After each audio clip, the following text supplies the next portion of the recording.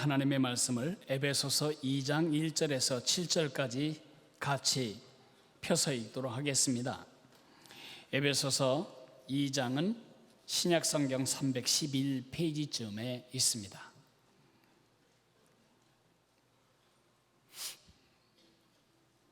하나님이 말씀이 뭐라고 말씀하시는지를 듣기 위하여 겸손한 마음으로 성경을 펼 때 하나님 기뻐하십니다.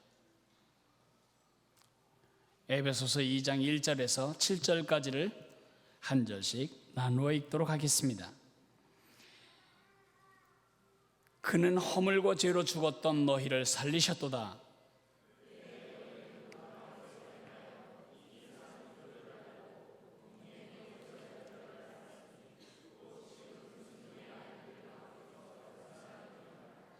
전에는 우리도 다 그 가운데에서 우리의 육체의 욕심을 따라 지내며 육체와 마음에 원하는 것을 하여 다른 이들과 같이 본질상 진노의 자녀이었더니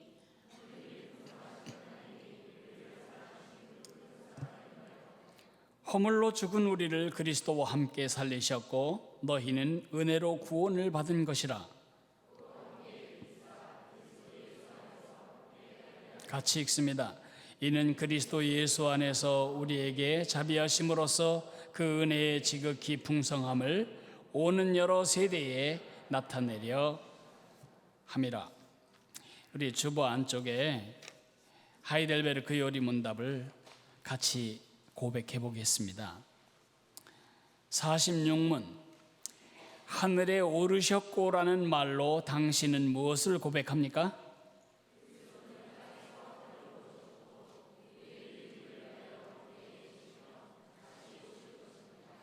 그렇다면 세상 끝날까지 우리와 함께 있으리라는 예수님의 약속은 어떻게 됩니까?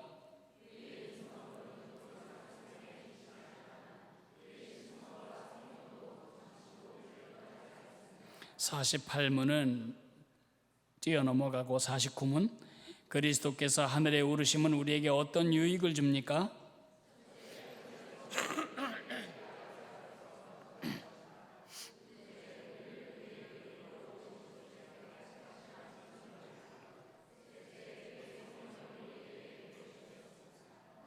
아멘. 여러분 멀미 해보셨습니까? 멀미가 적성인 분 계십니까? 멀미가 취미인 분 계십니까? 누가 멀미를 좋아하겠습니까? 몇 해 전에 동해안에 우리 사역자 수련 내려가서 제가 새벽에 우리 사역자들을 다 데리고 조그만 배 하나를 동원해서 낚시를 하러 갔습니다. 이런 납치들이 잡히는데 너무 재미있습니다. 저는 배 빌린 시간 1시간이 빨리 지나갈까 봐 너무 아까워가지고 두 눈을 부릅뜨고 낚시질을 하고 있습니다. 그날 낚시를 즐긴 사람은 딱 한 사람밖에 없었습니다. 그건 접니다. 다른 사역자들은 뭐 했을까요? 멀미했습니다. 엄청 멀미했습니다. 위로 나오고 밑으로 나오고 갑판에 누워있고. 이들의 유일한 소망은 뭐냐? 빨리 끝내고 갔으면 좋겠다. 빨리. 낚시를 시작한 지 10분도 안 돼서 쓰러지기 시작해가지고 결국은 40분도 못 채우고 저희들은 퇴각해야 했습니다. 사실 우리의 여행을 망치는 아주 주범이죠, 멀미가. 멀미 나면 여행 재미 하나도 없어요. 빨리 끝냈으면 좋겠고 빨리 갔으면 좋겠고. 그 멀미를 왜 하나? 그 멀미의 이유를 이렇게 설명하는 걸 보았습니다. 멀미는 이 시각적인 자극과 이 귀 속에 있는 그 균형 감각 사이의 충돌 때문에 뇌가 혼돈을 일으킨다는 겁니다. 그래서 멀미가 온다는 것입니다. 이 시각적으로 너무 많은 변화가 있는데 요동치는데 그걸 이 귀에 있는 평형 감각이 따라잡기가 안 되는 겁니다. 속도가. 그 시차 때문에 뇌가 뭐라고 말을 해야 할지를 몰라서 결국은 속이 다 뒤집어지는 것입니다. 영적으로도 그런 것 같습니다. 우리 삶에도 멀미가 있습니다. 삶이 불안합니다. 삶이 재미가 없습니다. 살고 싶은 의욕이 많지가 않습니다. 그냥 그럭저럭 갔으면 좋겠는데 그것도 오래 가고 싶지 않습니다. 빨리 끝났으면 좋겠고 배에서 내렸으면 좋겠습니다. 어떻게 우리가 이 삶의 멀미를 이길 수 있을까? 오늘 우리가 읽었던 본문과 문답이 그 대답을 줍니다. 오늘 우리가 같이 읽었던 본문의 그리고 문답의 주제는 예수님의 승천입니다. 오늘 성령께서 여러분과 저에게 말씀하십니다. 둘러보며 살지 마라. 자꾸 여러분보다 잘 사는 집 묵상하면 여러분 벼랑간 가난해집니다. 여러분보다 높은 사람 자꾸 쳐다보면 여러분 벼랑간 추락합니다. 여러분보다 건강한 사람만 생각하면 여러분 다 지금 병들어서 주저앉습니다. 둘러보면 멀미 납니다. 삶의 멀미를 경험하는 방법, 시선을 옆에 사람에게 두고 사는 겁니다. 세상에 두고 사는 겁니다. 여러분의 동창에 맞춰주고 살고 여러분이 미워하는 사람의 여러분의 시선을 고정하고 살면 여러분 금방 멀미할 수 있습니다. 들여다보고 살지 말아라. 우리 내면을 분석하고 우리 내면에 실망하면 우리 심란합니다. 우리 내면 들여다볼 것이 없습니다. 작대기 하나로 시궁창을 휘저으면 위에는 맑은 물이지만 휘젓기 시작하면 밑에서도 다 찌꺼기 기어 올라오는 것처럼 여러분과 나의 본질이 그리 바람직하지 않습니다. 그렇기 때문에 우리 속을 들여다보면 들여다볼수록 우리 실망합니다. 내가 이런 거밖에 안 되나? 내 주제가 이런 거밖에 안 되나? 내 인격이 이렇게 얄팍한가? 원래 그렇습니다. 오늘 성령께서 이 승천 메시지를 통해 여러분과 내게 주실 메시지는 둘러보지 말고 둘러보며 살지 말고 들여다보며 살지 말고 우러러보며 살라는 것입니다. 하늘을 우러러보며 살라. 예수님이 가신 그곳, 예수님이 계신 그곳, 예수님이 지금 나를 위해 뭔가 하고 계신 그곳에 내 시선을 고정하고 살 때에 삶의 멀미를 이겨나갈 수 있다는 것입니다. 그런데 승천 그러면 기독교인들에게 가장 관심이 적은 주제입니다. 예수님이 부활 후 40일 동안 이 땅에 계시다가 제자들과 함께 감람산에 오르셨고 그곳에서 하늘로 올리우셨습니다. 이 사건이 2000년 전의 사건으로 덮여버리고 가장 관심이 적은 주제가 되어버렸습니다. 유럽에는 그래도 승천기념주일 그래가지고 승천기념일 그날 휴일입니다. 근데 우리는 승천기념일이 언젠지도 모릅니다. 가장 활용되지 않는 주제입니다. 2000년 전의 부활 사건과 오늘 내가 어떻게 연결되는지 승천을 모르면 설명이 불가능합니다. 2000년 전에 예수님이 부활하셨죠? 그건 2000년 얘기입니다. 2000년 전 얘기인데 오늘 2015년에 살고 있는 나와 그 사건 사이에 어떻게 연결이 되지요? 우리가 예수님을 살아계신 예수님을 믿는다고 하는데 그건 2000년 전의 사건 아닙니까? 그것이 어떻게 우리와 연결이 되냐고요?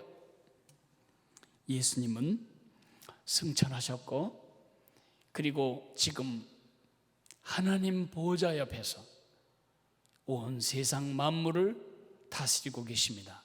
그분 우리 교회의 머리이십니다. 그런데 어떻게 그분이 우리를 지금 상관하실 수 있냐고요? 그분이 승천하신 지 10일 만에 그의 약속대로 성령님을 보내주셨습니다. 저는 초신자 때 많이 생각했어요.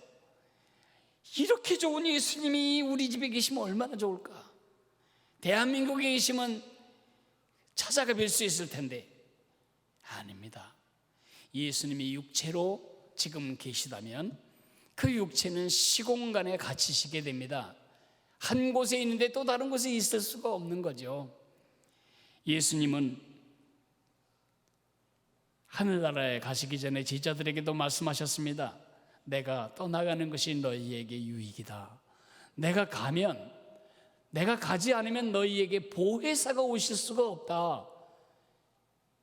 그 말씀대로 예수님은 부활하신 지 10일 만에 오순절에 성령님으로 다시 오셨어요.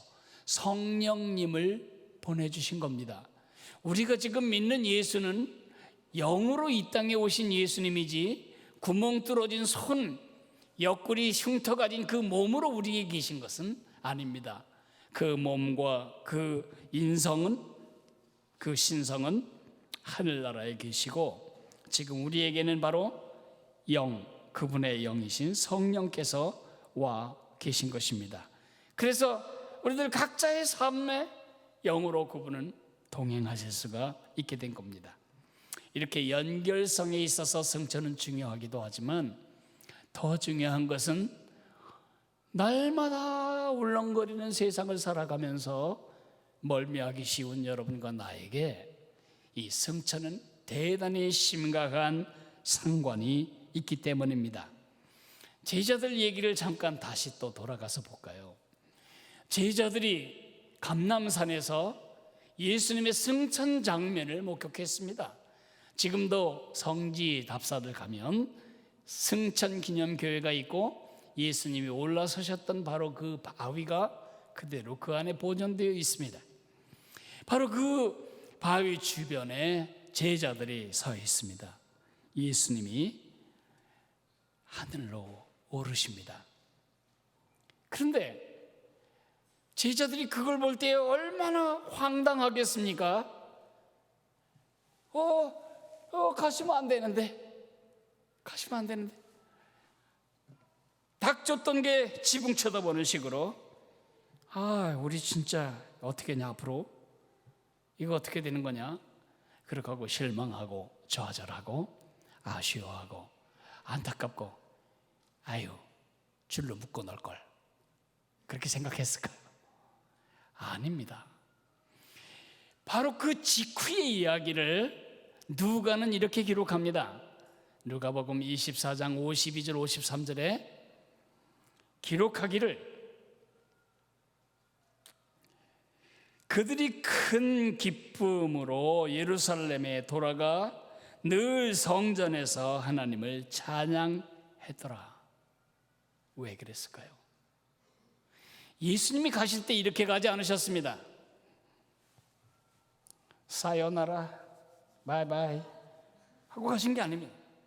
제자들을 향해서 축복하시며 가셨다고 누가복음 24장은 말하고 있습니다. 그 복이 무엇이었을까요?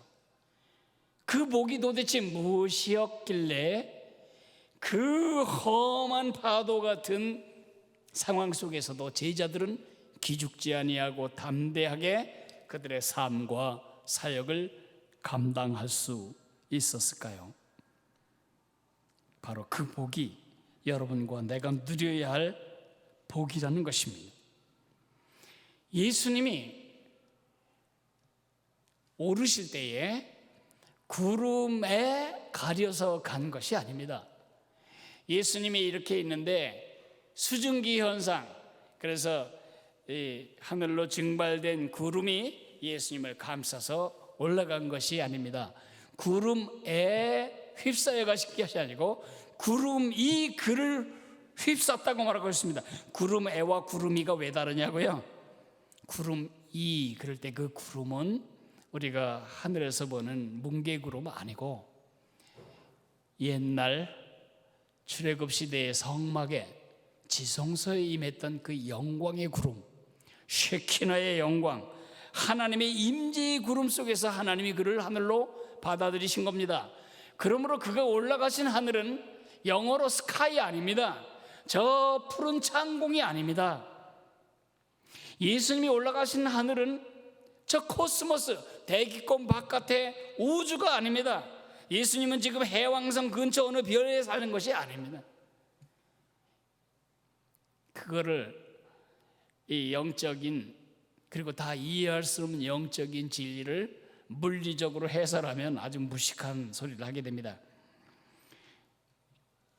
인류 중에 처음으로 대기권 바깥을 여행한 우주 비행사는 소련의 유리 가가린이었습니다.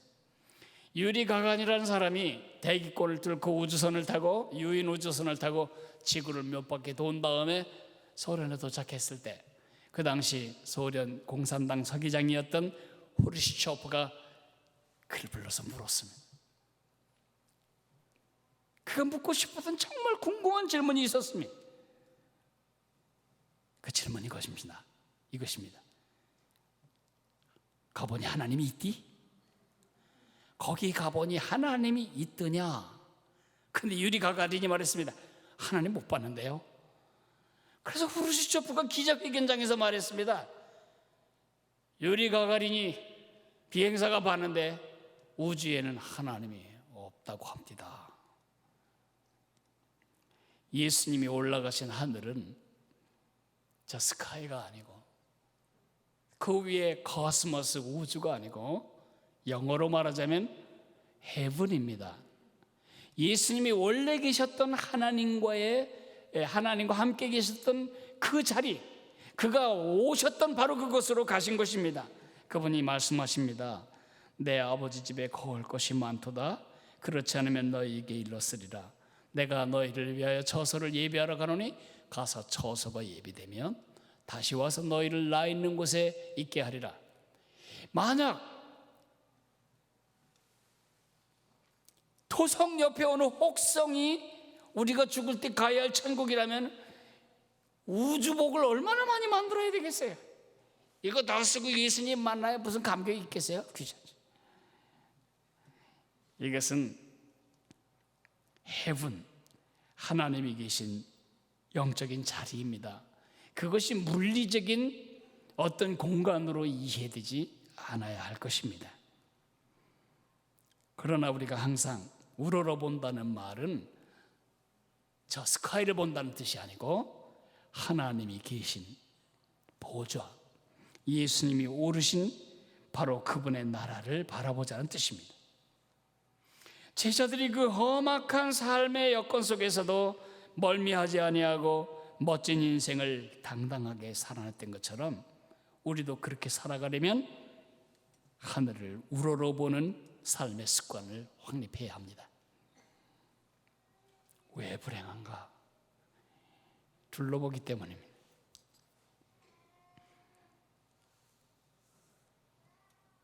아침 11시까지도 행복했는데 12시에 동창회에 갔다 오자마자 불행해지는 여자,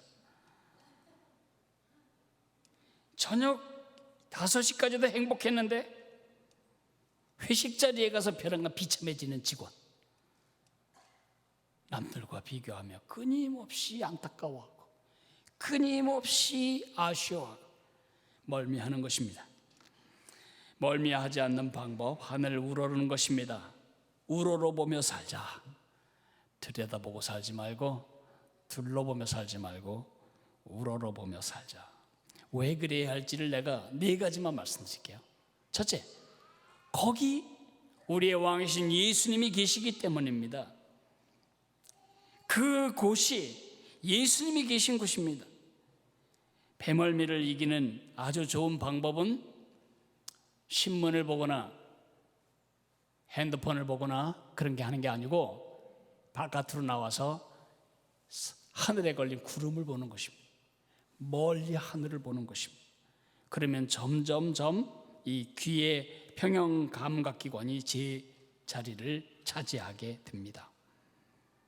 참멀미도 마찬가지입니다. 차 안에서 신문 읽거나 차 안에서 스마트폰 게임하면 백발백중 멀미합니다. 시선을 무엇에 집중하느냐에 따라서 그것에 지배를 당합니다. 여러분이 정말 미워하는 사람에게 시선을 집중하면 여러분 마음이 진노로 분노로 이글거릴 것입니다. 여러분이 부러워하는 사람에 여러분의 시선을 맞추면 여러분은 날마다 가난해질 것입니다.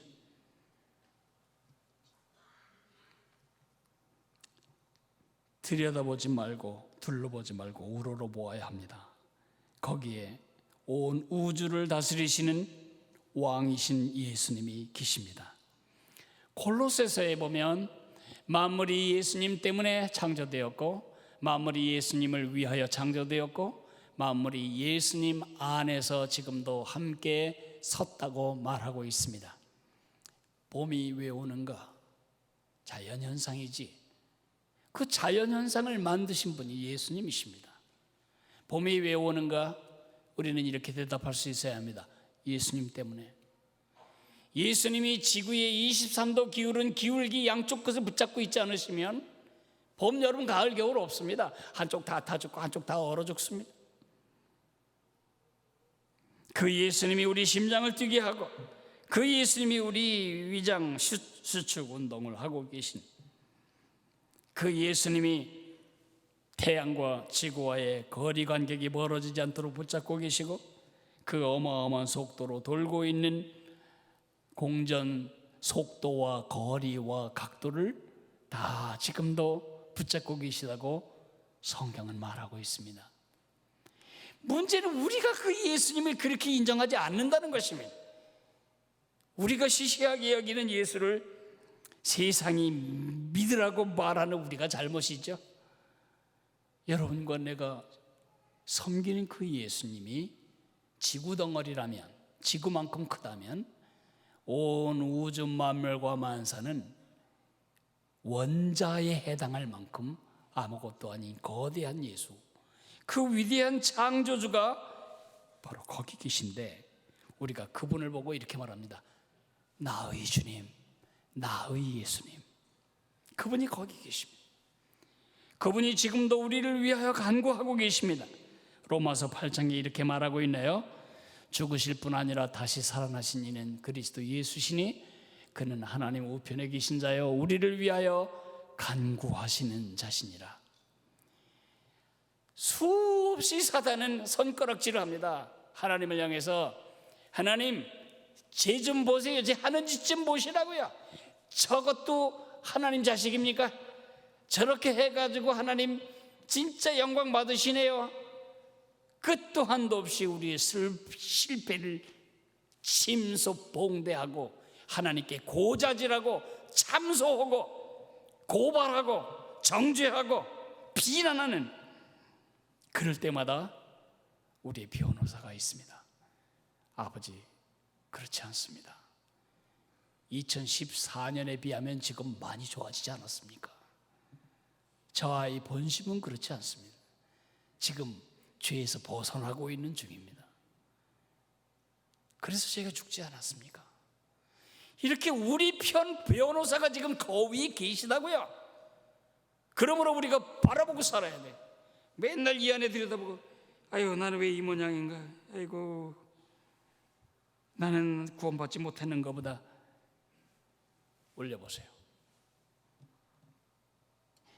코리텐 붐이라고 하는 화란 여자분이 계신데, 이 네덜란드 사람인데 독일군에 쫓기고 있던 유대인들을 감춰줬어요. 그게 발각 나가가지고요 다 끌려갔어요. 온 가족 다 죽었어요, 수용소에서. 그리고 이 여자도 90대 소녀, 빨가벗기고 온갖 성추행 성폭행 다 당하고, 그러나 그 감옥에서 그는 예수님을 만났고 그 어려움들을 다 이겨냈어요. 그 코리텐 붐이라고 하는 사람이 이렇게 말했습니다. 만일 우리가 이 세상을 보면 절망할 것입니다. 만일 우리가 우리 내면을 보면 낙담할 것입니다. 하지만 그리스도를 바라본다면 우리는 안식하게 될 것입니다. 삶이 느글거리고 삶이 재미가 없고 에이, 빨리 끝냈으면 좋겠다 이런 생각이 드시거든.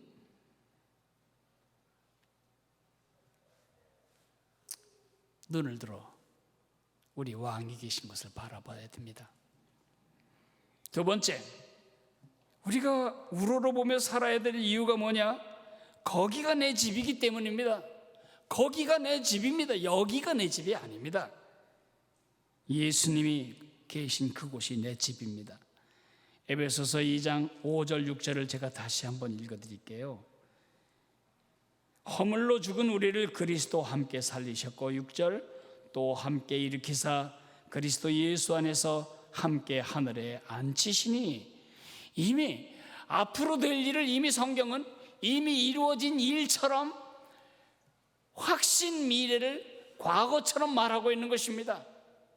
그거 있죠. 승리가 확신되면 승리가 확실시되면 사람들 집에 갑니다. 야구를 보는데 18대 2인데 9회 말입니다. 그러면 사람들 끝까지 안 봅니다. 집에 갑니다. 확신을 가지고 갑니다. 끝났네. 아직 끝이 안 났는데도 끝났다고 확신할 수 있는 이유가 있죠. 바로 그런 논법입니다. 우리 몸은 지금 여기에 살고 있지만은 우리 영적으로는 예수님과 함께 하늘에 있는 하늘 백성이 되었다는 것입니다. 빌립보서 3장 20절에 바울은 우리의 시민권은 하늘에 있다고 말하고 있습니다. 우리는 예수님의 부활이 우리의 부활의 보증인 것처럼 예수님의 승천은 우리 승천의 보증입니다. 여러분과 나는 난민이 아닙니다. 여러분과 나는 지금 너무너무 살기 힘든 삶을 이리 쫓기고 저리 쫓기며 살아가는 난민 아니고 집시 아닙니다. 우리는 나그네입니다. 우리 집은 여기가 아니기 때문에 우리가 이렇게 살아도 억울하지 않은 것입니다. 만약 우리가 여기가 우리 집이라면 우리 삶 너무 억울합니다. 제가 유학생으로 살았습니다. 유학생으로 살 때 내가 무슨 결정을 하든 무엇을 사든 그 다음에 무슨 삶의 어려움을 당하든 항상 전제는 이겁니다. 여긴 내 집이 아니지. 여긴 내 집이 아니다. 여러분 텐트 캠핑 해보셨죠? 정말 집이 없어서 저 천조각 하나 가리고 1년 365일 그렇게 살아야 한다면 여러분 다 디스크 걸려요. 아니, 저 앞에 있는 물속에 빠져 죽고 싶을 만큼 비참하지요. 그런데 텐트 속에 사는 사람은 우리 보고 이렇게 말할 겁니다. 아이고, 도시에 쩌들어 살지요. 우린 지금 공기 좋은 바닷가에 호숫가에 나와 있습니다. 침대가 있습니까? 청소기가 있습니까? 냉장고가 있습니까? 김치 냉장고 있겠습니까? 저게 아무것도 없는 주제에 그렇게 만족하고 있는 이유는 뭐죠? 여기는 내 집이 아니다. 내 삶의 모든 영역에 그 생각은 영향을 끼칩니다. 차가 고장나도 몇 달만 참으면 되지. 난 돌아갈 건데.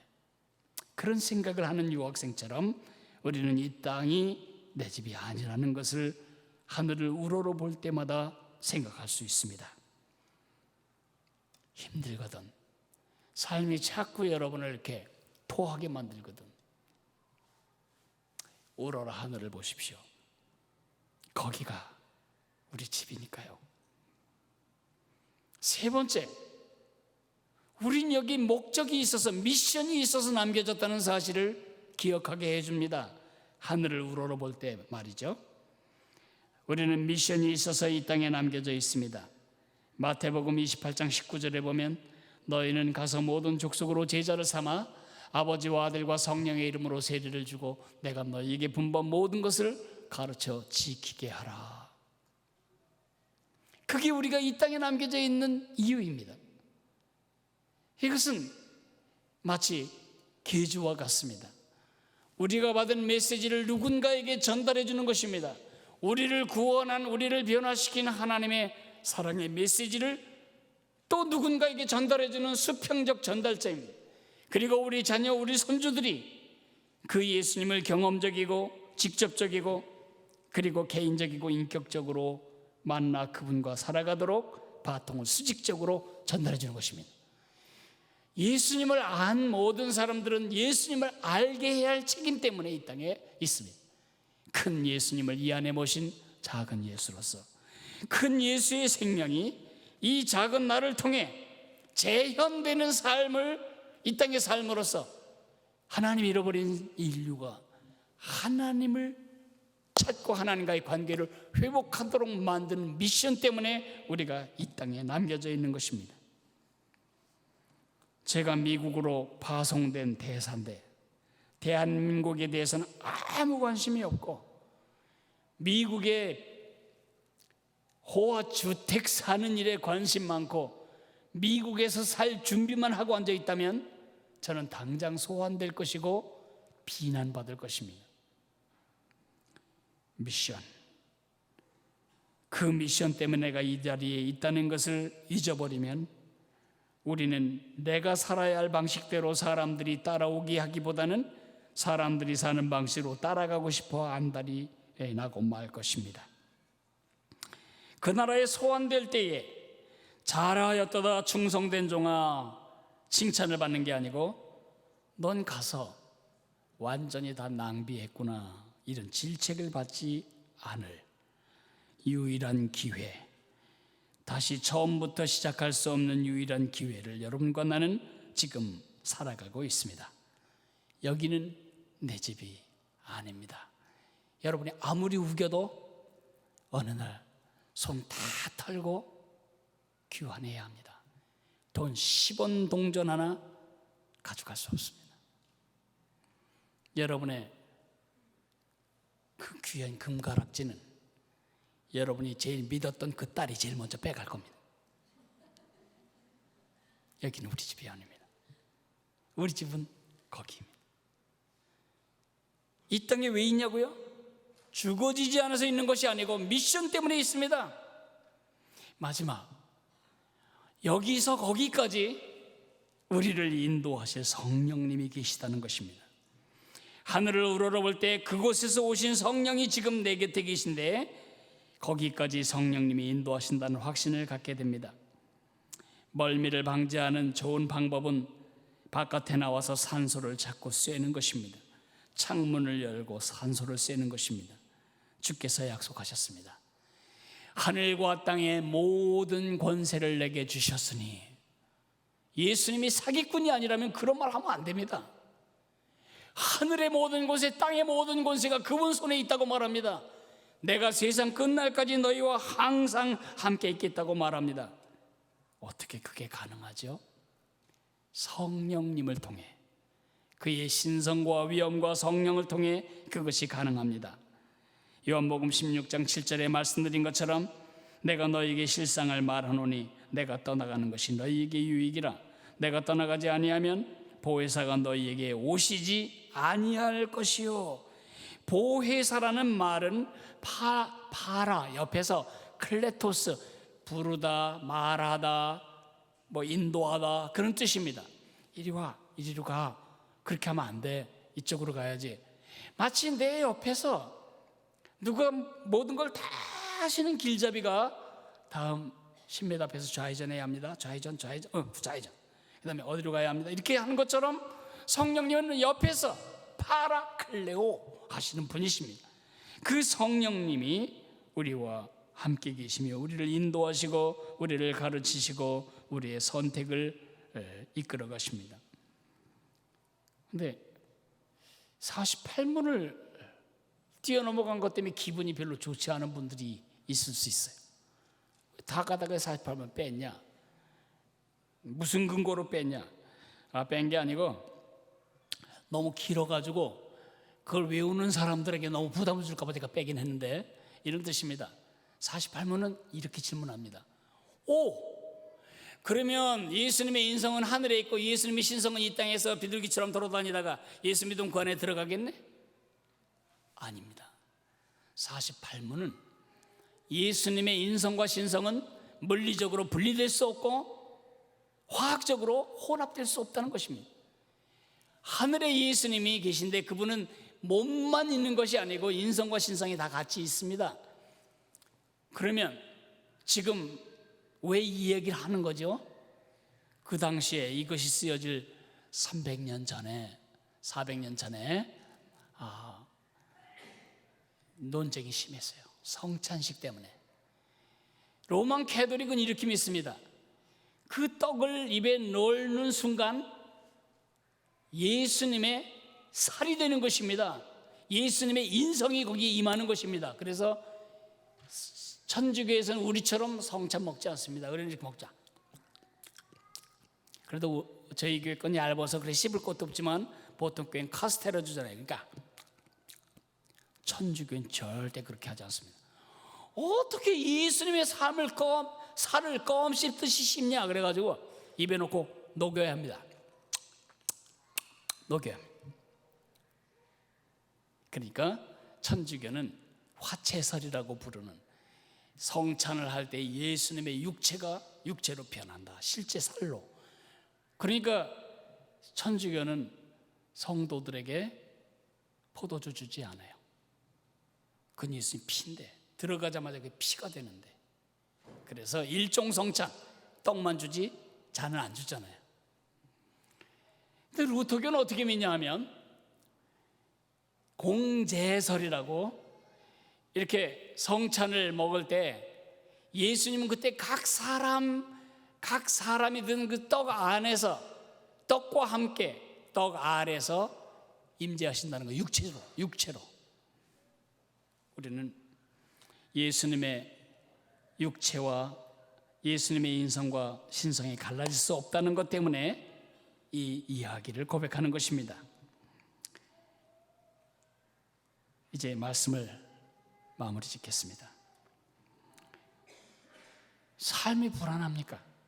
꼭 여기에서 조금만 튀어나올 것처럼 성질이 나고 분노가 느껴지고 삶이 역겹고 살고 싶지 않습니까? 여러분에게 필요한 것은 시선 이동입니다. 빨리 고개를 들어 주님을 우러러보십시오. 머리가 아프고 삶이 골치 아픕니까? 애가 속썩입니까? 경제가 안 풀립니까? 울렁거립니까? 삶이 재미없습니까? 우러러보십시오.